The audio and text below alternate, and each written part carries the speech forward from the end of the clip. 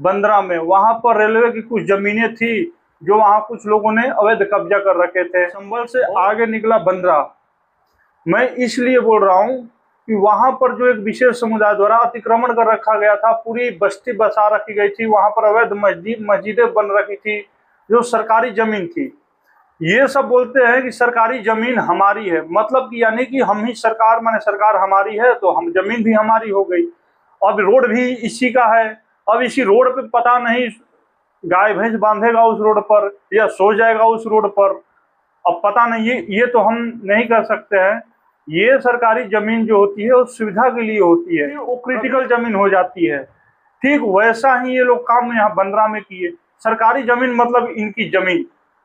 और रही बात वहां पर की पत्थरबाजी की, मैं बता रहा हूँ वहां पर जितनी अवैध मजारे थी, अवैध जो वहां पर मस्जिदें थी, अवैध बस्ती थी, इन सबको बस्ती को हाई कोर्ट के द्वारा मिलने के बाद इसको ध्वस्त करने का आदेश दिया गया था। अधिकारी वही कर रहे थे।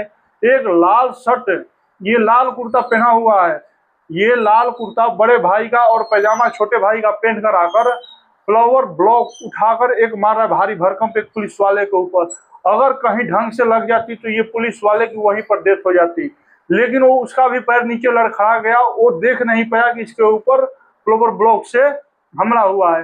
लेकिन गनीमत ये रही कि फ्लावर ब्लॉक भारी होने की वजह से उसके लगाया हुआ निशाना चूक गया, लेकिन वो जाकर कहीं कंधे पर धीरे से टकरा कर वो नीचे गिर गया। आप लोग वीडियो में देख रहे होंगे। अब इस प्रकार मानसिकता से इस आदमी का नाम सदाम है, बता देता हूँ, और ये पुलिस के हाथों चढ़ गया है बेटा। तो इसको तो इतनी भरपाई मिलेगी, प्लम्बर ब्लॉक से भारी इसकी वहां होने वाली है, खरीदारी होने वाली है कि जो भी गलत एक्टिविटी होती है तुरंत पत्थरबाजी होने लगती है विशेष समुदाय के द्वारा। पत्थरबाजी इनकी लग रहा है कि फेवरेट हथियार है, वैसे जैसे कि पुरखों से चला रहा हो। तो आप लोग समझ रहे हैं। और इसकी जो देन है, इसका जो आविष्कारक है ना, मैं इसको कांग्रेस को मानता हूँ, क्योंकि ये पत्थरबाजी आज से नहीं, जम्मू कश्मीर में पहले भी होती आ रही है, और वहां से ये धीरे धीरे जो है ना पूरे इंडिया में पत्थरबाजी ये फैल चुका है। और अगर पहले इस पत्थरबाजी पर जब अब जैसे कार्रवाई हो रहा है, अगर यही पहले अगर हो गया होता तो आज पत्थरबाजी की जगह आज कानून का रास्ता लोग अपनाते। तो आप लोगों के सामने मैं ऐसा वीडियो लेकर आया हूँ, ये बंदरा का है। आप लोग देख रहे हैं कैसे महिलाएं जो है वहां रो रही है, चीख रही है एक झटके में। एक तो महिला वैसे है कि अब मैं क्या बताऊं, उसका मैं वीडियो अपलोड करना नहीं चाहता था, लेकिन किस प्रकार वहां पर अमानवीय तरह से लोग रह रहे थे, बच रहे थे। इन महिलाओं का कसूर नहीं है, क्योंकि इन महिलाओं के आगे जो नेतृत्व करने वाला होता है वो जेंट्स होता है। अगर जेंट्स जो आदमी अब गलत जगह डिसाइड कर रहे हो रहने के लिए, तो परिणाम भुगतने के लिए तैयार रहो, क्योंकि गीता में लिखा गया है ये बात। बेशक ये बात कहीं ना लिखा गया हो, लेकिन गीता में लिखा गया है कि जैसा कर्म करोगे वैसा फल मिलेगा।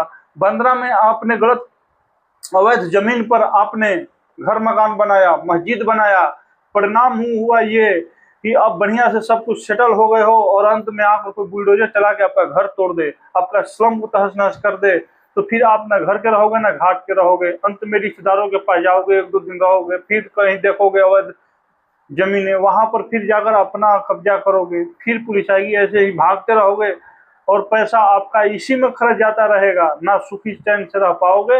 ये पूरे जीवन की आपकी कंडीशन बता दे रहा हूँ। आप जो है आप एजुकेटेड बने, अवैध जमीनों के ऊपर अपना घर ना बनाए और खुशहाल जीवन अपनाएं। तो वीडियो अच्छा लगे दोस्तों तो आप लोग लाइक कमेंट अवश्य करें, और अधिक से अधिक आप लोग ये शेयर भी करें।